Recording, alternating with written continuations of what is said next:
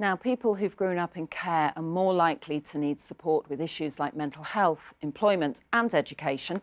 They're also more likely to come into contact with the police. But one of our councils is rewriting its rules to consider growing up in care alongside characteristics like race, gender and disability to prevent discrimination and boost life chances.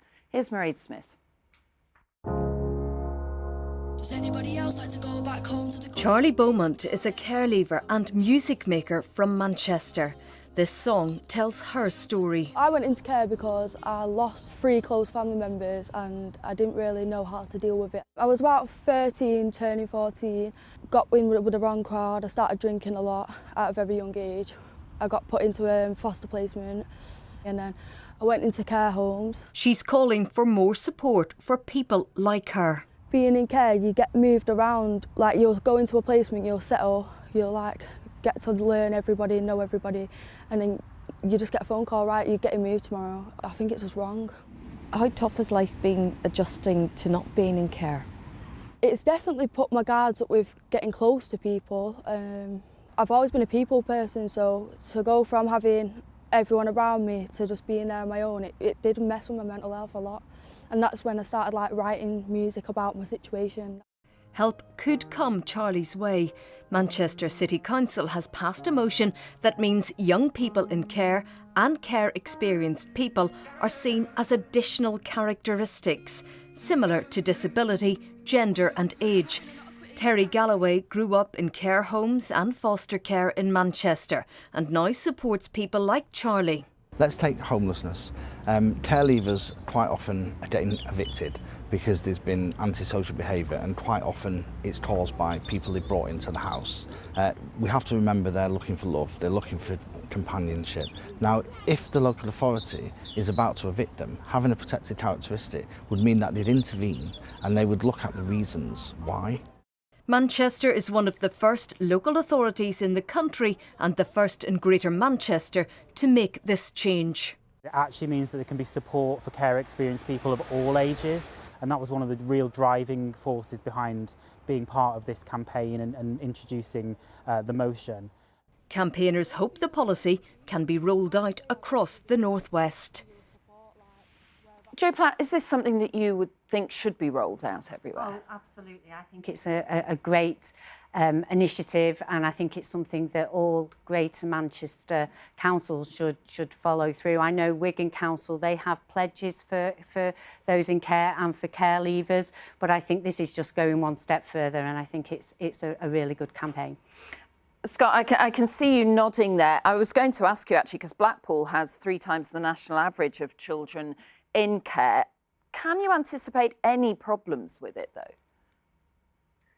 Well, it's up to each individual council to see how they take this particular issue forward, but I absolutely agree with Jo. Care leavers have some of the most difficult challenges in life of any part of the population, and if you look at some of their life outcomes, unfortunately they haven't really changed in terms of being progressed over decades, whether that be some of the health challenges getting a job, challenges with mental health, etc. So government, whether it be local or national, really has to do more to ensure that those who leave care can have exactly the same life chances as everybody else in the population. The government commissioned an independent review of social care earlier on this year. That's due to reports, and the government will announce its findings to Parliament on a way forward. And really, as MPs of all parties, we have to strive to make sure those who leave care have the same life chances as everybody else. As the MP in Blackpool, what is your view on the fact that there is 3 times the national average of children in care, and why would that be? Well, Blackpool Council's Children's Services Directorate has been in special measures for a number of years now. The Labour-run council are making progress with that. That isn't why the children are in care, though, Scott. Well, no, but actually, with respect, it's the council who are looking after those children in care. And if the council services are inadequate, as they are at the moment, then clearly they have an obligation to do far better to provide those young people with the sort of life chances they should come to. I'm just wondering whether you had a view of why there may be more children in care, and it won't be because of children's social services. I just wondered if you knew why. Well, twofold. Blackpool is a very particular place. We have a high influx of people coming in from across the rest of the country. And sometimes, unfortunately, those people bring various different life problems with them. It's why some of our health and educational outcomes are among the worst in the country. And sometimes we see people move into Blackpool whose family situation is sometimes turbulent and difficult. And those children sometimes end up in social care, unfortunately. Jo, I think were you shaking your head earlier at something that Scott said? I could see out of my corner of my eye whether you disagreed with something there.